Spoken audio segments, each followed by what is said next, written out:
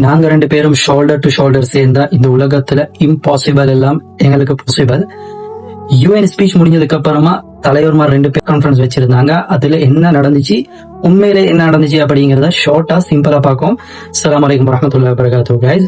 So அதுல நிறைய விஷயங்களை பத்தி பேசப்பட்டுச்சு. அந்த பிரஸ் கான்ஃபரன்ஸ் எதுக்காக அப்படின்னு சொன்னா பலஸ்தீனுக்கான 20 கோரிக்கைகள் அப்படின்னு சொல்லலாம். ஆனா அங்க எதையுமே பேசல. 2-3 பாயிண்ட்ஸ் தான் ஹைலைட் பண்ணாங்க. அப்புறமா பேசணும்னு சொன்னாங்க, ரிலீஸ் பண்ணாங்க. அந்த 20 பாயிண்ட்ஸை பத்தியும் நான் இப்ப பேசுறதாக இல்ல கைஸ். என்னன்னு கேட்டா அது உண்மையிலே என்ன, அதோட ஆக்சுவல் பொலிட்டிக்கல் கான்டெக்ட் என்ன அப்படிங்கிற விஷயம் இது வரைக்கும் ரிலீஸ். அதாவது பாத்தீங்க அப்படின்னு சொன்னா பலஸ்தீனுக்கு ஒரு புதிய கவர்னன்ஸ் வந்துட்டு இன்ட்ரோடியூஸ் பண்ணப்பட்டுச்சு. அது எப்படின்னு சொன்னா ஹமாஸும் பிஏவும் இல்லாம, இந்த 2 குரூப்பும் இல்லாம குளோபல் பார்ட்டிசிபேஷனோட ஒரு பொதுவான ஒரு கவர்னன்ஸ் ஏற்பாடு செய்யப்படும் டெம்பரரியாக அப்படிங்கிற விஷயத்த அங்க பதிவு வச்சிருந்தாங்க. அது எந்த அளவுக்கு சாத்தியமாகும் அப்படிங்கிறது அல்லாஹு ஆலம்.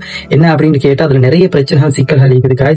அது என்ன அப்படிங்கறத இன்ஷால்லா பொறுப்பு பார்ப்போம். அதே மாதிரி பாத்தீங்கன்னா சொன்னா ஹமாஸோட மிலிட்டரி கேப்பபிலிட்டி கம்ப்ளீட்டாக டிஸ்மெண்டல் ஆக்கப்படணும் அப்படின்னு சொல்லி நெதன்யாஹு சொல்லியிருந்தான்.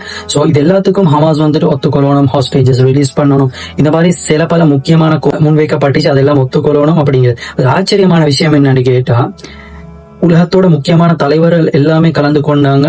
சில பேர் போன்ல எல்லாரும் வந்தாங்க கைஸ். ஆனா பலஸ்தீன் சைட்ல இருந்து சரியான ஒரு ரீப்ரசன்டேஷன் அங்க வரல அப்படிங்கிறது கவலையான விஷயம். என்னோட பிரச்சனை பேசுறேன்டா அங்க நான் இருக்கணும் கைஸ். ரைட், அமெரிக்காவை பத்தின பிரச்சனை போகுதுன்னா அதுல அமெரிக்கா இருக்கணும். யார பத்தி பிரச்சனையும் அங்க அவர் சம்பந்தப்பட்ட டிசிஷன்ஸ் இருக்கணும். இவங்க அந்த காலத்துல 1948ல இருந்து அந்த மக்களுடைய ரிப்ரசன்டேஷன் அப்படிங்கிறது எந்த இடத்துலயுமே இல்லாம இருக்குது. இந்த விஷயத்த அழகா சொல்லிருக்கிறாரு இந்த 100 Years of War on Palestine அப்படிங்கிற புக்ல காலித் அல் வலீத் அவர். பல்ஃபோர் டிக்ளரேஷன் பாத்தீங்க அப்படின்னு சொன்னா எல்லாருமே அதுல பார்ட்டிசிபேட் பண்ணாங்க. அந்த நிலத்தை பத்தியும் இருந்துச்சு. ஆனா அந்த மக்களை பத்தி அங்க யாருமே பேசல. அந்த மக்களுடைய ரிப்ரசன்டேஷன் வரலாறு முழுக்க மறுக்கப்பட்டுச்சு அப்படிங்கிற விஷயத்த அந்த புக்ல பதிய வச்சுக்கிறாரு. இன்றைக்கு நடந்ததுமே அதுதான். சோ அந்த மக்களுடைய ரிப்ரசன்டேஷன் அதுல இல்ல அப்படிங்கிறது உண்மையிலேயே வருத்தத்தை தரக்கூடிய விஷயமா இருக்குது.